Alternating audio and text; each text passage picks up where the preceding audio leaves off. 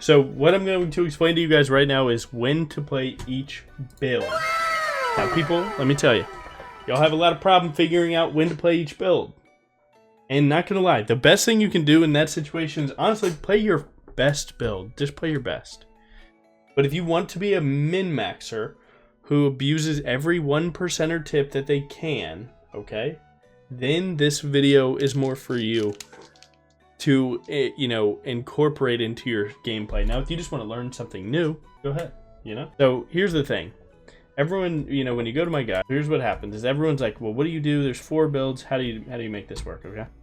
These 3 are all Halo Blades, and then this one is Conqueror, okay? See, right there, everything. And then you have Lethal, and we'll get into that. So the idea here is that if you're going to play anything with Eclipse, right? So let's start with Stridebreaker, Bruiser. So when would you go that build, okay? You would go that against Squishies, but you still want to play Bruiser. So if you're against Squishies, you should be going Lethality.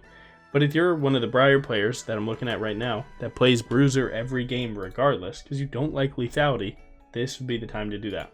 So let's draft up a mock team comp that you would have, you know, to make this work. Oh, okay.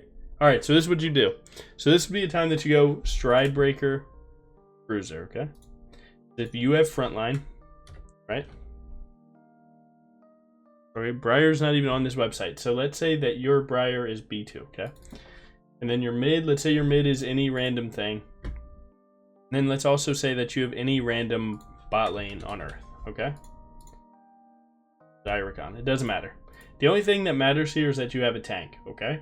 Because that will allow you to be the Stridebreaker Bruiser, which is not so tanky that you can frontline for a full team. You need someone to do that. But what does the enemy team look like? Because that's mostly what matters. If you were against a team to go Stridebreaker Bruiser, let's say, for example, they have Aatrox. You know, let's pick popular things. Aatrox Brand. Mid, let's go with Orianna or something like that. And then bot lane is like, what's a easy one? We could do, you're just looking for things with not as much mobility, but definitely a lot less CC. So something like this, and then a support, something like Renata. So like, yeah, they have CC, but the idea is that they don't have so much movement. They can't just flat out stop you from playing the game. And once you hit an ult into this fight, if you hit any of these 4 targets, you're going to pop Stridebreaker and you're going to run forward. Your team's engage is going to follow up with that. And then you can't just get hard focused. That's what matters, is you need follow-up to go Stridebreaker Bruiser. Because if you ult into this team and your top laner is Vayne top, you know, you have no way to live throughout their initial burst. So that's how Stridebreaker Bruiser works. And again, you're bringing Halo Blades. So you're not going to be healing from Triumph and Conqueror and so on. So that's how Stridebreaker Bruiser works. Now, let's go into Titanic Bruiser. Titanic Bruiser is the same thing, except they just have another Bruiser here. So like if we were to get rid of, you know, the Brand and the Renata and put a Nautilus and Wukong. This is where you'd go Titanic, Eclipse, Sterix, and so on. Because this team, you're going to be getting a ton of Eclipse value. You're going to get the Ingenious value. You can put Sundered Sky in this too, but I think Sterix is better third. Titanic's going to have huge value because you're going to be hitting through 3 frontliners, and it's probably going to be slamming through. So, right here, this would be a time that you are able to go Titanic with Halo Blades. Now, your team stays pretty static here.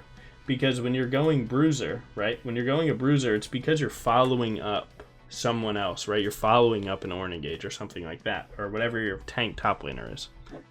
If this is Vayne top, then you have to switch builds. You can't just go free Bruiser, like half Bruiser, half damage, with no frontline. If you're without a frontline, so let's get rid of this. Let's put Vayne here, right? So we put Vayne there, and then here, we put like Lulu. See right here, look at this draft. Now you're the only frontliner for these things. So now you go Conqueror Bruiser. If you have no tank, you go Conqueror Bruiser. It is what it is. This is the most tanky you can get. Realistically, you could choose to go the Heartsteel, Spirit Visage, Randuin's Omen, and be completely nothing health bot, this is the best BRIAR frontlining build. So that's when you go this with Conqueror. Makes sense. Now, when would you go Lethality? Lethality is when you just feel like you just have it on you, like that game. You can make it work. This game, you could go Lethality into this game. Pop the MF or Orianna, look for an E combo on the follow-up of, Wukong R, Nautilus R, Aatrox Engage, and then look for another W-Coop combo after that. You can do Lethality with any team comp. It gets better or worse, but you can do it because most teams will have an AD carry bot, right? And as an assassin, that's your job, is to kill their main focus target, which will usually be AD carry, but sometimes it can be a mid laner, as long as it's not Galio or something like that. So hopefully that helps you figure out how these builds work, because there is no best one. BRIAR is a blank canvas that you can put into your team, their team, get tankier, get more damaging, get more utility, just be a straight up assassin. So it's hard to give you direct answers to what is the best build. Well, it depends on your team and their team.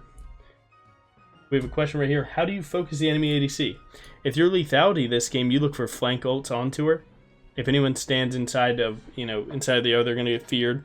If Orianna goes to QRU or Nautilus tries to, with your Lethality, let's assume you have Edge of Night. You also can flash their follow-up, right? If they go to QR as Orianna and you flash out of it, run towards MF, you can do that. Depends on if you get the kill. Can you, is MF low enough that you just W2 auto Q or W auto Q W2 and then kill her and then buffer an E into their combo? That's up to you. As the Lethality, it's almost always best to go flank ults. Flank ults will be your #1 free win. Now they're good with Bruiser, but you have to have a front line to do a flank ult, because you aren't going to walk your team, right? You're not moving these 4 players into the Dragon Pit through this choke for free against MF Ori, right? They're going to play the choke super hard. So if you, and let's take away Darius, let's make this again, something like Vayne top. It's getting played a ton right now, right? You're not walking these players through this choke. There's no way. But you might have to if you're Bruiser, right? Lethality BRIAR can't walk you through that, but Bruiser BRIAR, or full tank side of it, can walk them through. Sure, you're going to take a brunt of 2k, 3k damage to do it, but what other option do you have? And it just is what it is. So hopefully that helps you understand how the drafting part of this works, where you're going to be first picking a lot of the time. I opt to first pick a ton because, again, we're one of the only champs that can play 3 different builds. You are good to first pick as long as you feel comfortable into any matchup.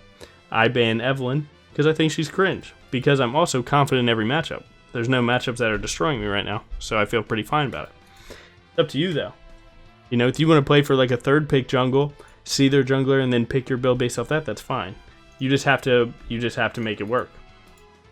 And then lastly, we're talking about lethal tempo. A lot of people want, some of the more niche builds to work. I think with lethal tempo, your best build is on hit. So on hit means you need to be what? Autoing, right? So you would need to be able to auto the enemy team without getting punished for it. So usually that would be a tank top laner and even another tank support, because you need people to soak the damage to allow you to auto behind them, because you're going to be doing the front to backing, so you'd be hitting their top laner.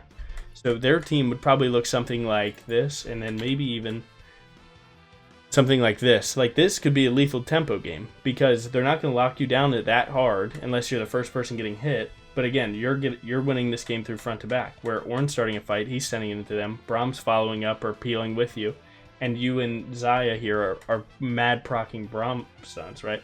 So if they have a lot of tanks, you can go on hit lethal tempo, and it's not bad, as long as you can read a draft and know that you're playing for front to back.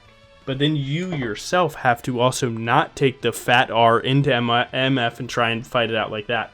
That won't always work. So you kind of have to play around it. I'm not going to lie, lethal tempo is lucky to be on the guide compared to some of the other niche builds. I don't think it's the best out of the niche builds, but it's one that I see people playing a lot, so I wanted to help make sure that they're not trolling. And then the build is just every on-hit item as you need it. If you need MR that game, like this one, you probably need MR, so you probably got Wit's End, and so on. So hopefully this helps you understand the builds, because you know, it's not always easy to read drafts, and even I could get a little better at reading drafts. Everyone can. I mean, people coaching positions get paid to do this, man. It's not that easy. You know, if they're paying 100K to someone to tell you not to pick Orn top into Tom Kench, I mean, it is what it is. So there you go. Hopefully this helps you. Good luck. If ARAM taught me anything, is that you have to match the number of tanks and bruisers or you lose in draft. Yeah, I mean, you can't. There's a lot of unplayable drafts. Like the draft we had earlier with Zach, Garen, and we're all AD. Like, dude, they get 2 armor items and now our whole team's invalidated. And I had LDR that game. So, it is what it is. But yeah. We're pretty good.